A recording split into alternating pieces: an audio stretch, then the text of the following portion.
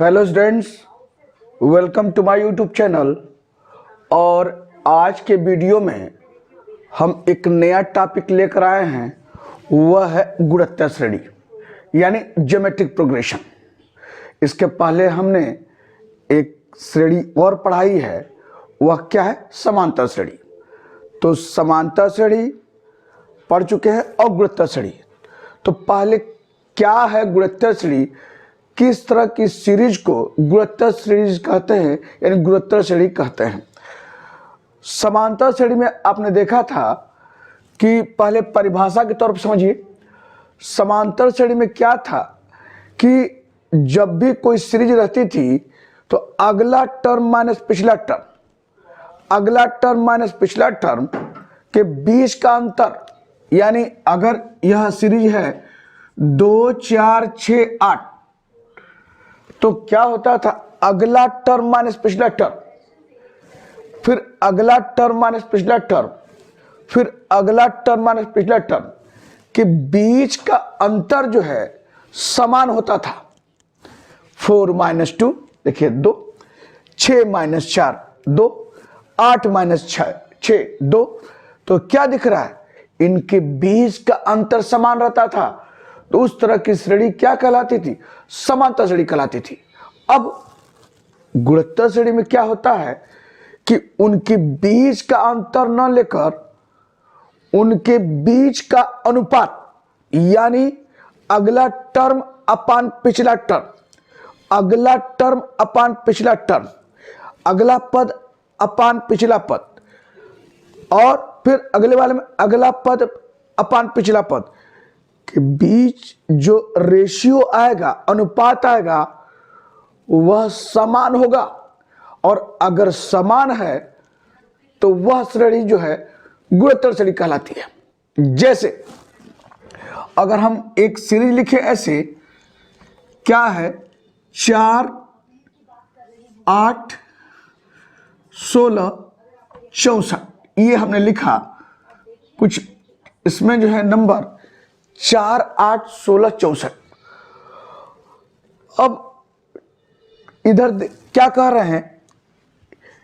इनके बीच अगला पद अपान पिछला पद, यानी 8/4 क्या होगा? 2 होगा कि नहीं होगा? 4 दूना 8। फिर ये अगला पद अपान पिछला पद, इनके बीच का अंतर क्या है? ये भी 2 है। फिर 64/16, 64/16 देखिए, यहां से 4 दूना 8 दूनी 16, यह अभी इस पे करेक्शन है। 64 न होकर यहां पर क्या होगा?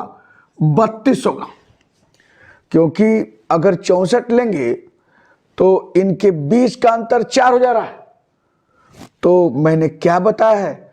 हमेशा अगर उनके बीच का अनुपात अगला पद अपान पिछला पद, अगला पद अपान पिछला पद, अगला पद अपान पिछला पद, और अब यहां 64 लिख रहा है, तो यहां से अब क्या है?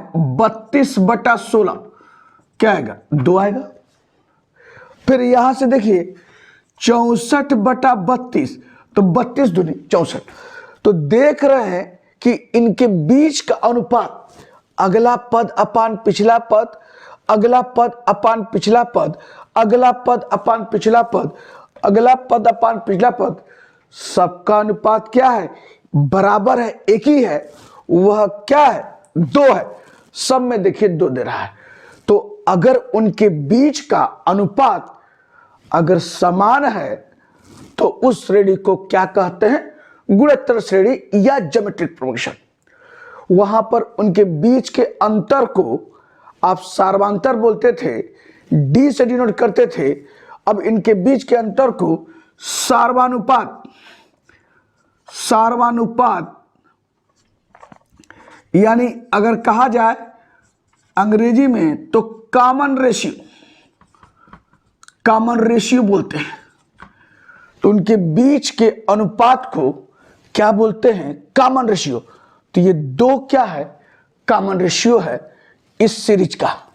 तो वहां सार्वांतर था, वो डी से डिनोट होता था, यह सारानुपात है, यह हम क्या करेंगे, आर से डिनोट करेंगे, स्मॉल आर से।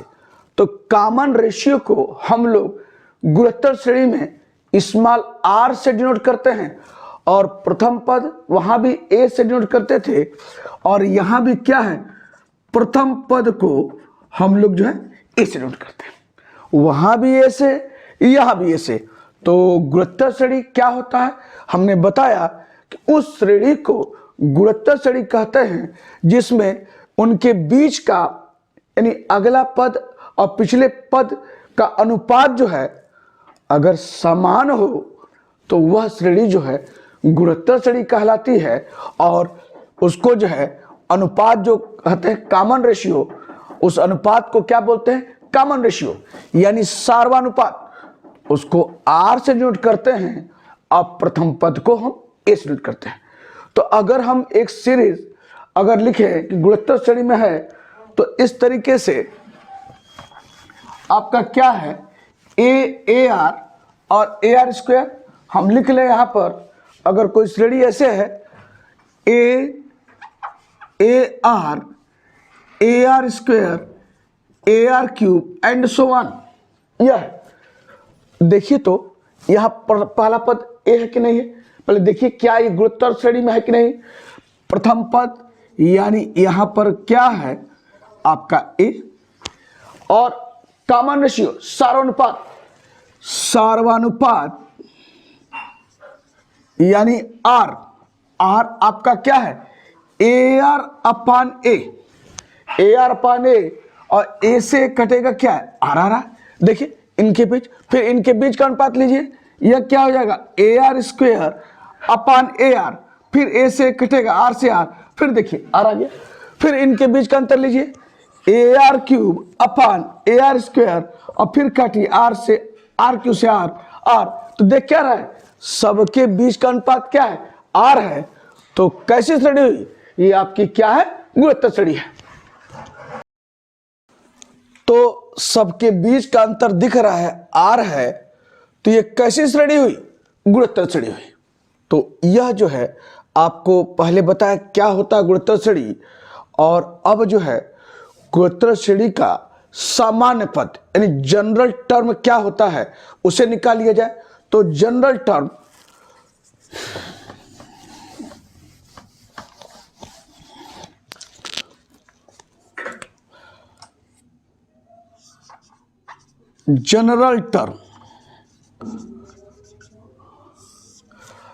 देखिए तो ये जो हमने ऊपर सीरीज लिखी है इस रूप में, अगर इसका प्रथम पद की बात करें तो प्रथम पद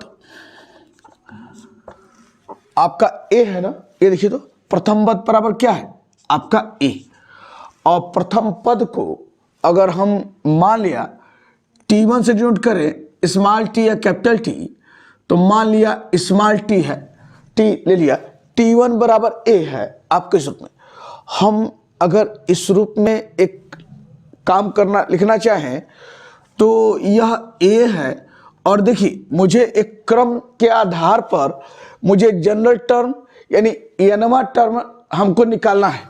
तो प्रथम पद बराबर ए है और आपका ए लिखा, और ए को हम लिख सकते हैं ए, और यहां देखिए आर नहीं है लेकिन हम आर के पावर 1 - 1 लिख सकते हैं, क्योंकि आर का पावर 0, आर का पावर 0 क्या होता है 1 होता है। तो हम लिख सकते हैं a × 1 है, 1 को क्या लिखें r का पावर 1 - 1। तो प्रथम पद आपका इस रूप में। अब द्वितीय पद की बात करें, द्वितीय पद यानी T2 द्वितीय पद क्या है, यह AR अगर है, इधर देखिए द्वितीय पद AR है, तो AR है तो R को हम क्या लिख सकते हैं, R का पावर 2 - 1 लिख सकते हैं, 2 - 1 यानी 1, ये लिखा आपको। ये तृतीय पद की बात करें,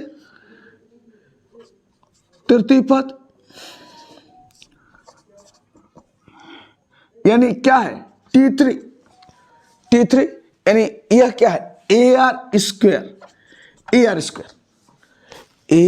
को लिखना चाहें तो लिख सकते हैं क्या, ए आर का पावर 2 है तो कैसे लिख सकते, 3 - 1 आपका इस रूप में। तो आर स्क्वायर को हमने लिखा है ए आर का पावर 3 - 1 2 आपका इस रूप में। एंड इसी तरह से एंड सो ऑन, आपका प्रथम पद, द्वितीय पद, तृतीय पद और nवां पद, यानी अगर T1 लिखे भाई, पहले पद को T1 से, दूसरे पद को T2 से, तृतीय पद को तीसरे T3 से और nवां पद को हम T1 से लिखें तो क्या हो जाएगा nवां पद। इधर देखिए, यहां सब में जो है आपका, देखिए तो यह ए है, देखिए सब में आपका क्या है, ए दिख रहा है यहां पर। अब T1 है तो R का पावर 1 - 1 है, यहां देखिए 1 - 1। T2 है तो R का पावर 2 - 1 है।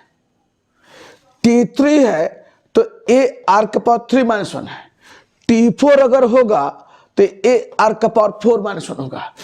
T5 होगा तो A R का पावर 5 - 1 होगा। तो जब Tn होगा तो क्या होगा, A R का पावर n - 1।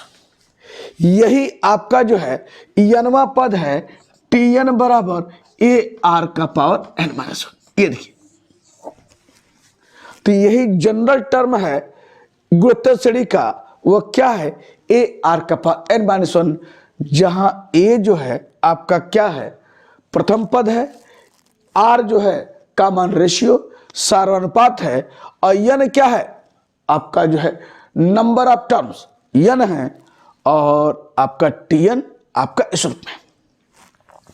और अगर nवां पद अंतिम पद हो, nवां पद अगर अंतिम पद हो और अंतिम पद यानी लास्ट टर्म को आप किससे डिनोट करते हैं, यल से, जानते हैं ना, यल से अगर डिनोट कर रहे हैं तो क्या हो जाएगा, देयरफॉर यल बराबर क्या हो जाएगा, ए आर का पावर n - 1। यहां यल इजकल टू ए आर का पावर n - 1, यानी लास्ट टर्म जो है वही है जो nth टर्म है। तो यह फार्मूला दोनों एक ही है। और एक और महत्वपूर्ण एक रिजल्ट और बता दें, आपका क्या है, nth term from the and, उस केस में कैसे हम लोग निकालते हैं अंत से nth टर्म, तो वो भी जान जाइए, nth term from the and.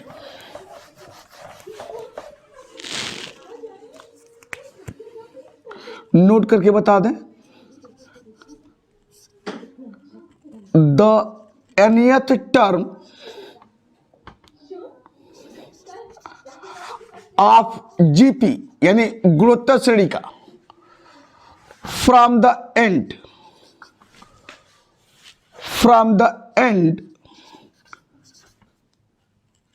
बराबर क्या होता है, किस फार्मूले से हम लोग nth टर्म ऑफ जीपी गुणोत्तर श्रेणी का फ्रॉम द एंड से निकालते हैं, वह क्या है, it is equal to L upon R का पावर n - 1। यह यल है, यल अपान आर का पावर n - 1।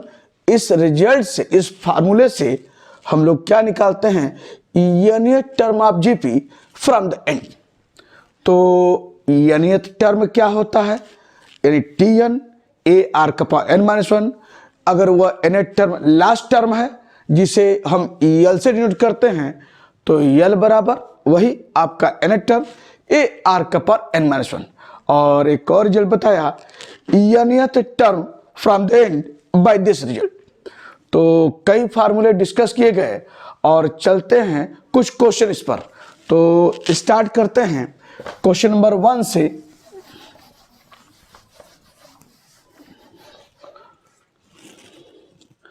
क्या है, पहला क्वेश्चन लिख रहे हैं, फाइंड द 10th टर्म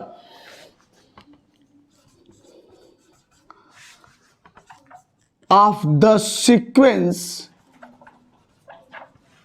यानी 10वां पद बताइए उस सीक्वेंस यानी उस श्रेणी का क्या है, श्रेणी क्या है, यहां लिख दें 9 3 1 और 1/3 and so on.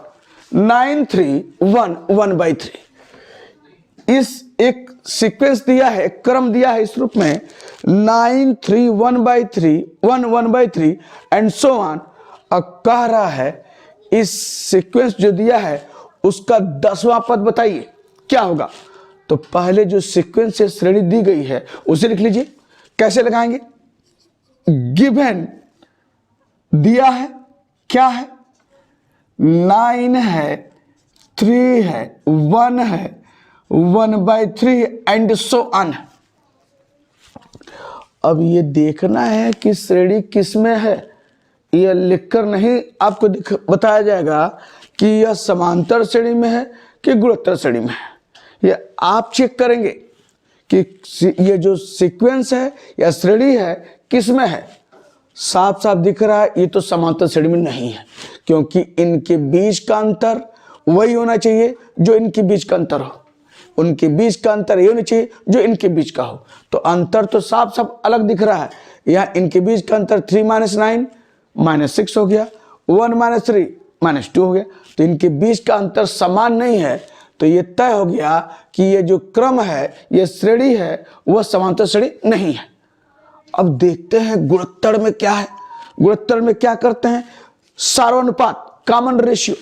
Common ratio देखिए तो 3/9, ऐसे देखिए तो 3/9 क्या हो जाएगा 1/3।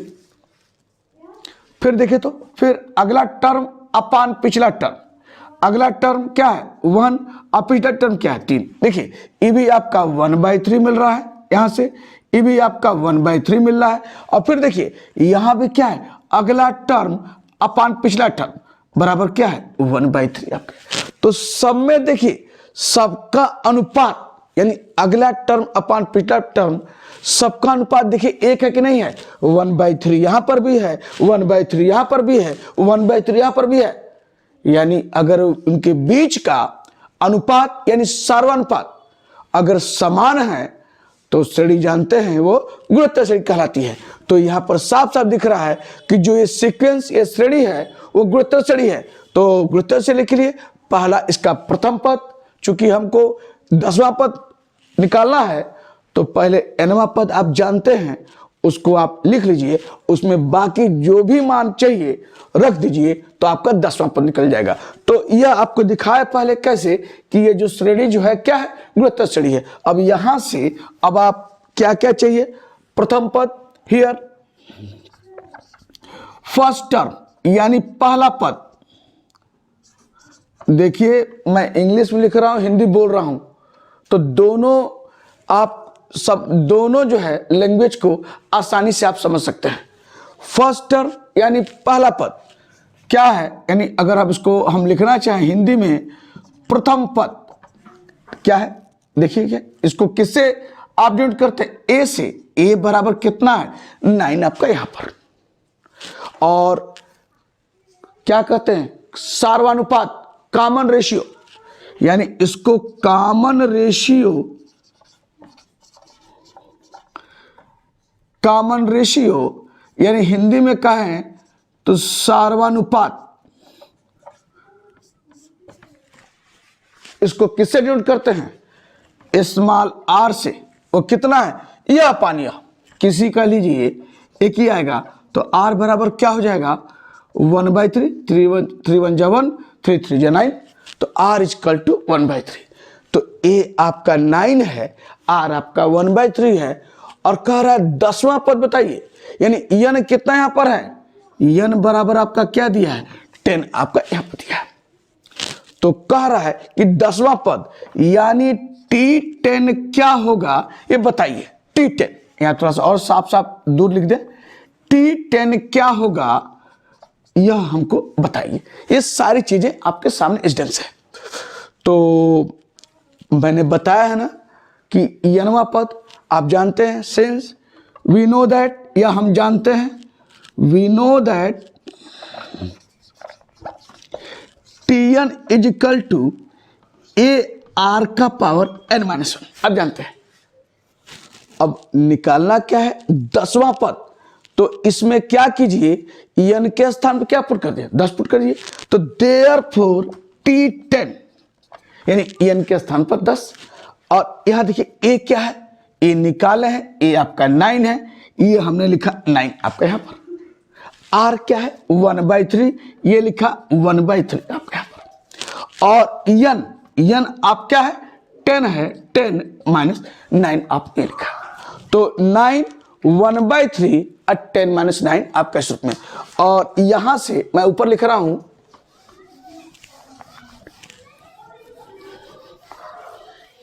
क्या है, यहां से ये देखिए, तो देयरफॉर T10 इक्वल टू, ये तो 9 है, और ये देखिए तो 1/3 का पावर क्या हुआ 9 हो गया, 10 माइनस से 9। अब एक चीज देखिए, थोड़ा इसको कैसे सिंप्लीफाई कर लिया जाए। तो 9 को लिख सकते हैं 3 का स्क्वायर, बिल्कुल लिख सकते हैं। और 1/3 का पावर 9 है, इसको क्या लिख सकते हैं 1/3 का पावर 9, इस तरीके से लिख सकते हैं। और इधर थोड़ा और कुछ किया जाए इसमें, तो देखिए यह 1/3 का पावर 9 है। अब ये 3 का पावर 2 ऊपर है, अगर नीचे ले जाना चाहें तो क्या हो जाएगा 3 का पावर -2। भाई ऊपर +2 है तो नीचे आएगा -2 का कि नहीं होगा। तो 3 का पावर 9, 3 का पावर 9 -2 बराबर कितना हुआ, ये देखिए, यानी दोनों का अगर बेस यानी आधार एक है तो मल्टीप्लाई जब करते हैं तो घातें जुड़ती हैं। तो दोनों का बेस एक है, तो यहां 3 हुआ, तो घातें क्या होंगी जुटेंगी। एक 9 है और एक क्या है आपका -2 यहां पर, तो ये हो गया।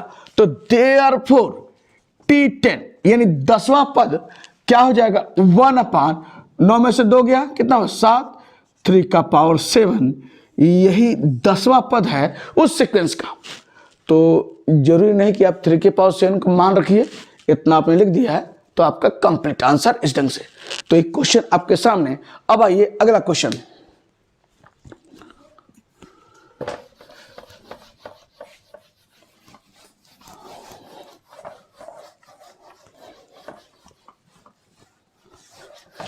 क्या अगला क्वेश्चन है,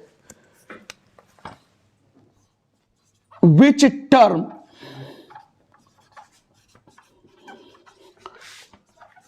of the series या of the sequence 9, 6, 4 and so on is 64/81।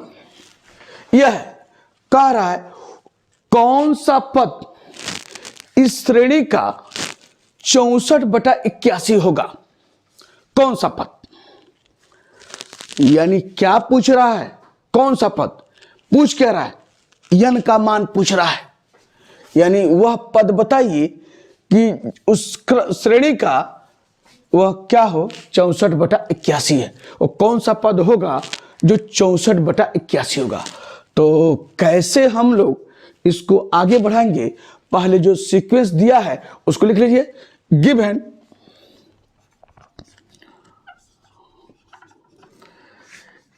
9, 6, 4 and so on, ये दिया हुआ है। और दिया क्या है 64/81। तो मान लिया nवां पद which term of the sequence is 64/81।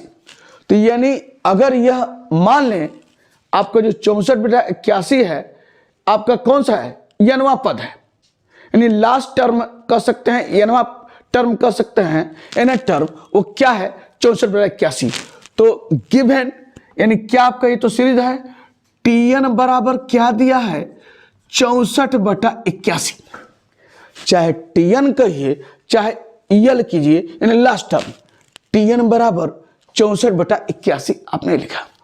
और कह रहा है कि विच टर्म यानी एन का मान क्या होगा यह बताइए, यह कह रहा है। तो टीएन आपका यह है, यानी एन पूछ रहा है और सीक्वेंस ये दिया है 9। तो यहां से आप क्या क्या निकाल सकते हैं, हियर फर्स्ट टर्म यानी पहला पद यानी ए बराबर क्या है 9 दिख रहा है। और फिर आर निकाल लीजिए, सिंस क्या है कॉमन रेशियो, कॉमन रेशियो यानी सार्वनुपात आर बराबर क्या हो जाएगा 6/9। यह अगला पद अपान पिछला पद, अगला पद अपान पिछला पद एक ही आएगा, तो 6/9। और ये क्या होगा 3 दूना 6 और 3 त्रिक 9। यहां भी देखिए अगर इसको भी लेंगे तो यही आएगा 4/6, अगर 2 दूना 4 और 2 तिहाई 6, देखिए 2/3। तो इनके बीच का भी अनुपात 2/3 है, इनके बीच का भी अनुपात 2/3 है। तो ये श्रेणी कौन सी गुणोत्तर श्रेणी आप जानते हैं। तो सब निकाल लिया है, अब मुझे क्या निकालना है, यह निकालना है। तो फिर वही formula, since we know that Tn is equal to A R का पावर n-1। अब मान रख दीजिए देयरफॉर Tn क्या है आपका 64/81 आप ये हुआ।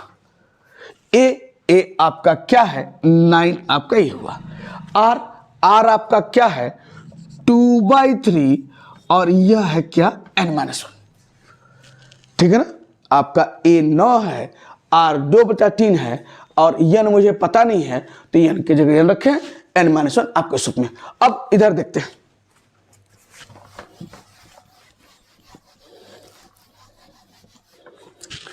अब यहां से एक काम करते हैं, ये 64/81 है और आपका इस रूप में, तो ये ऐसे कर लिया जाए। देखिए ये 64 है, तो ये 64 तो हमने लिख दिया, ठीक, और ये 81 ये भी लिख दिया यहां पर। और इस 9 को इधर लाइए, तो 9 को इधर लाइए, तो 9 को इधर लाएंगे तो ये हर में नहीं चला जाएगा। ये देखिए 9 यहाँ है, तो जब इधर लाएंगे कहाँ जाएगा, हर में चला जाएगा। तो 81 × 9 और ये बराबर क्या है 2/3 का पावर n-1। और अब थोड़ा देखिए, तो मुझे क्या करना है, n का मान निकालना है। n का मान निकालना है, इस पूरा जो इधर ये टर्म लिखा है मुझे 2/3 के पावर के रूप में लिखना है। जब पावर के रूप में रहेगा तो दोनों का बेस बराबर अगर है तो उनका ऊपर जो पावर रहेगा वो भी क्या होगा बराबर हो जाएगा, सीधी सी बात है। तो मुझे इसको जो है 2/3 के पावर के रूप में लिखना है। तो पहले इधर देखिए, तो ये 64 है, मैं लिख रहा हूं ऐसे, ध्यान दीजिए 64 को अगर 2/3 है तो यहां मुझे 2 चाहिए, क्योंकि 2/3 के पावर को लिखना है, तभी कंपेयर करके हम लोग n का मान निकाल लेंगे।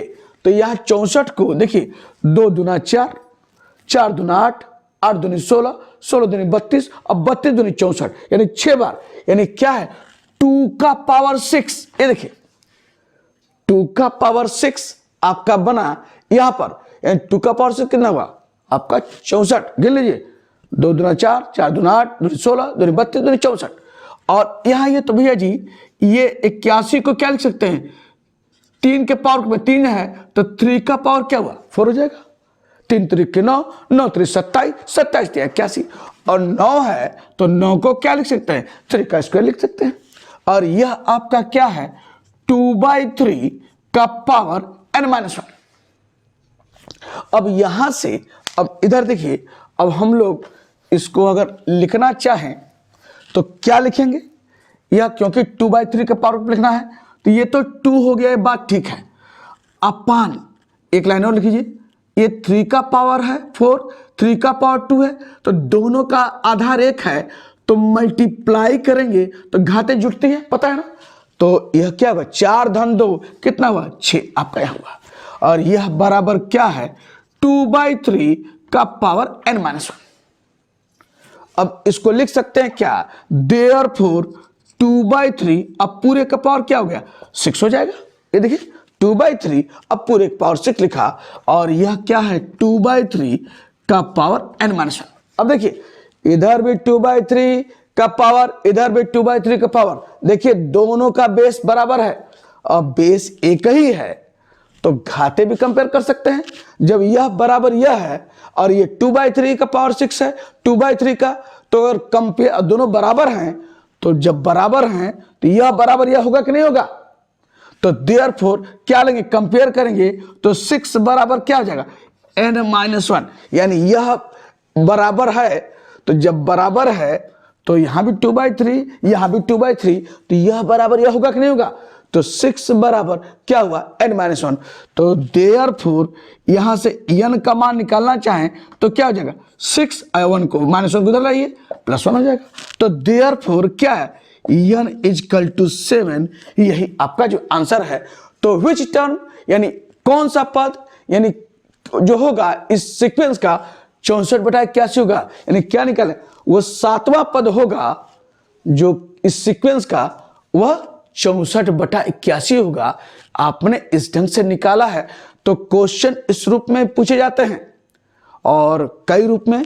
पहला कराया कि 10वां पद बताइए, दूसरा बताइए वो कौन सा पद जो होगा इस श्रेणी का वह यह होगा। तो इस तरीके से आप लगाएंगे। आइए अगला question.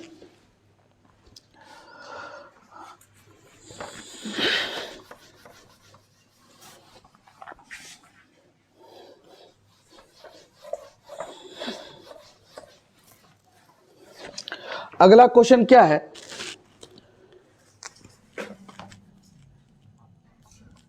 Question number 3, if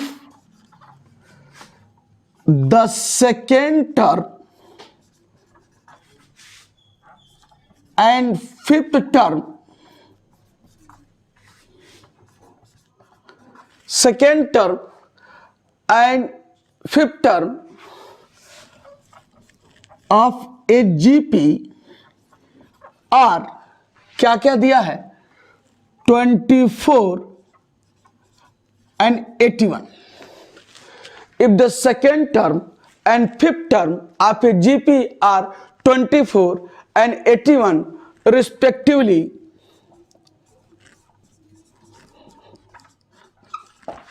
find GP. Find GP, यह क्वेश्चन है।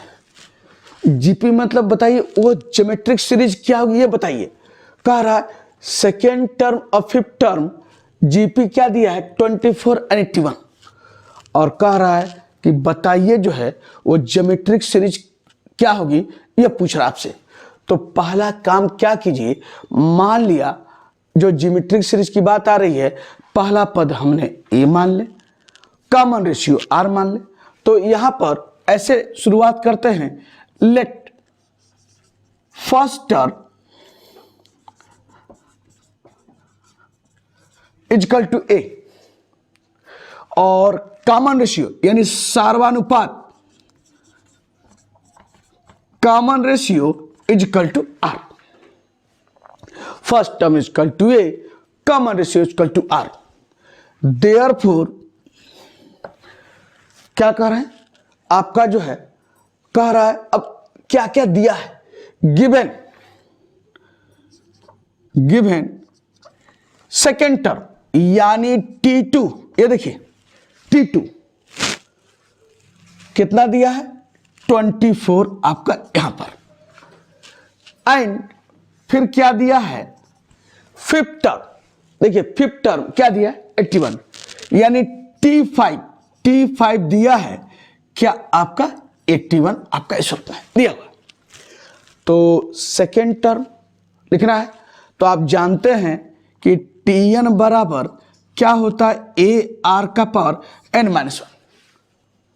तो दूसरा पद तो क्या करेंगे n के स्थान क्या रखेंगे 2 रखेंगे, रख दीजिए। तो देयरफॉर क्या होगा इस फार्मूले में ए आर का पावर n क्या है 2 - 1 इक्वल टू कितना है 24 आपका इस रूप में।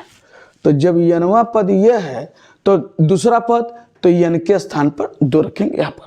एंड याद रखिए 5वां पद तो क्या लिखेंगे ए आर, आर आपका ए आर, और यानी कितना है 5, तो 5 - 1 = 81 आपका सूत्र है।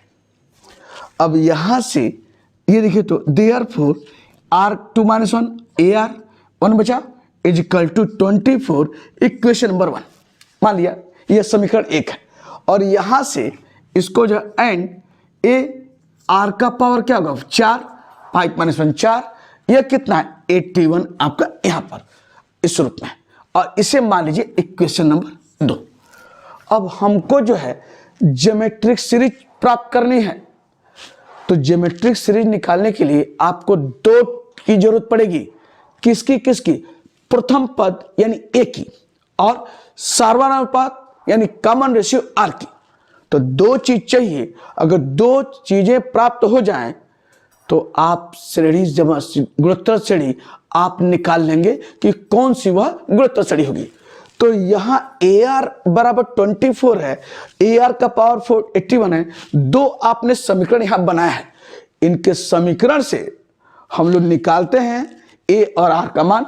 कैसे? इधर देखिए, क्या कीजिए, इक्वेशन 2 को इक्वेशन 1 से डिवाइड कीजिए, इक्वेशन 2 अपान इक्वेशन 1, यानी इक्वेशन 2 को इक्वेशन 1 से डिवाइड कर रहे हैं। तो क्या हो जाएगा यहां पर ए आर का पावर 4, और यहां पर क्या है ए आर, और इधर क्या होगा 81 अपान 24, और यहां से ए से ए कटा, और क्या होगा आर से आर का पावर 4, एक पावर कटेगा तो क्या आएगा आर क्यूब, ये देखिए, और 81 अपान 24 है, तो 81 अपान 24 है। तो यह देखिए तो कहीं कुछ कट रहा है क्या? यहां से अगर काटा जाए तो क्या हो जाएगा 3 दूना 6, और 2 3 7 21, और ये क्या होगा 3 बटे 24, यानी 27/8 आपका होगा। आर क्यू बराबर 27/8।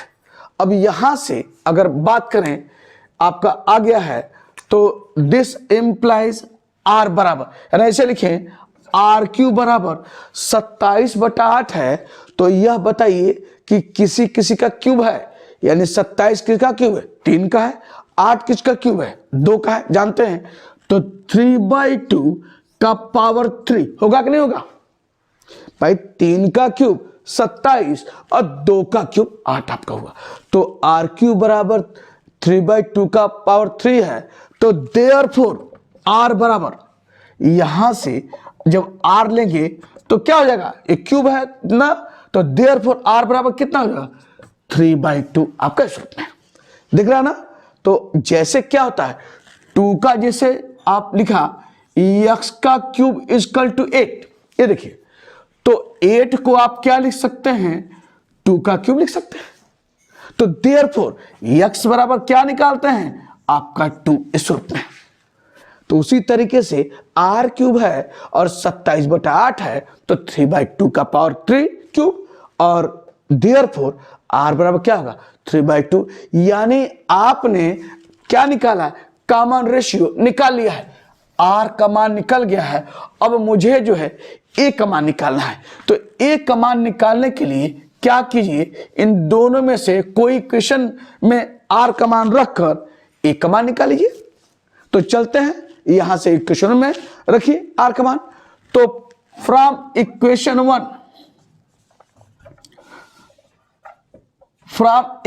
1 ये देखिए ए आर बराबर 24 है। रखिए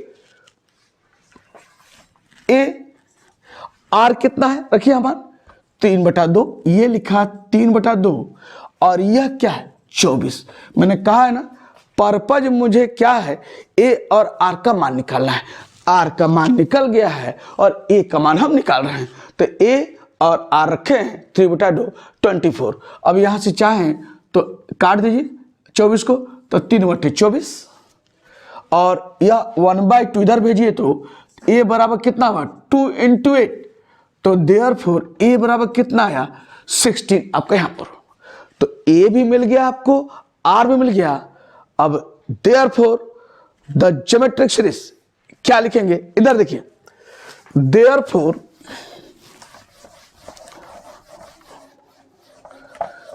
द ज्योमेट्रिक सीरीज जीपी, इसको ऐसे लिख सकते हैं, ज्योमेट्रिक प्रोग्रेशन